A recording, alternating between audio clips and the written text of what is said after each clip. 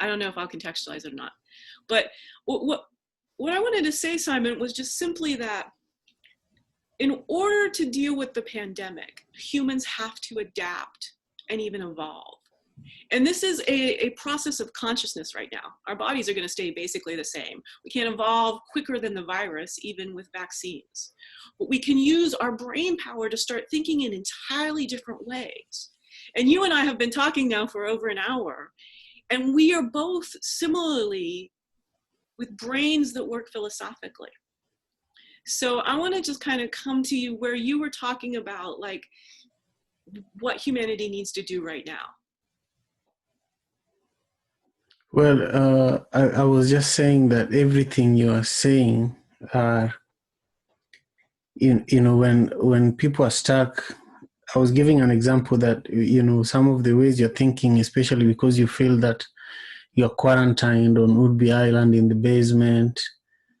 A lot of people in the world are stuck in a situation like that. So I was saying that historically, when people have been stuck in situations that they are not comfortable with, that's when, for example, during slavery, people got tired of it and they did extraordinary things under difficult circumstances. During colonization, the same, and many, many other things in history that have happened to many other races. I know my history as a Black man the most, so I'm referencing what I know.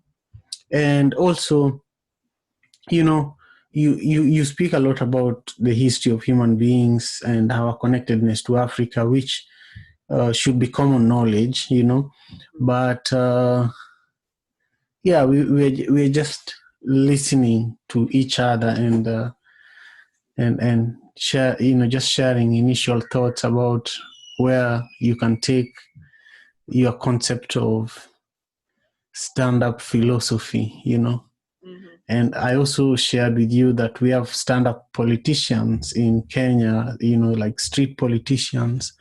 So it's, and then I was saying that this concept of yours seems African because I've seen stand-up philosophers and stand-up politicians, and these are people who don't have degrees and expertise, but they begin doing things that people see happening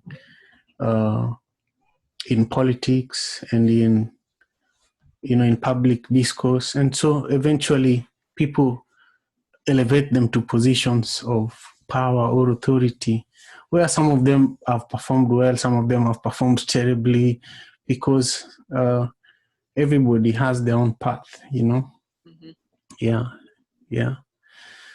Well, see, to me, it's really interesting. And I feel kind of honored that we kind of got to a place where this concept that I thought I was inventing, but it is the fact that humanity's always needed generalists. So this, what we're phrasing as stand-up, because in our modern contemporary world, the only place where you get to speak truthfully, bluntly, full of your own emotions, tends to be stand-up comedy.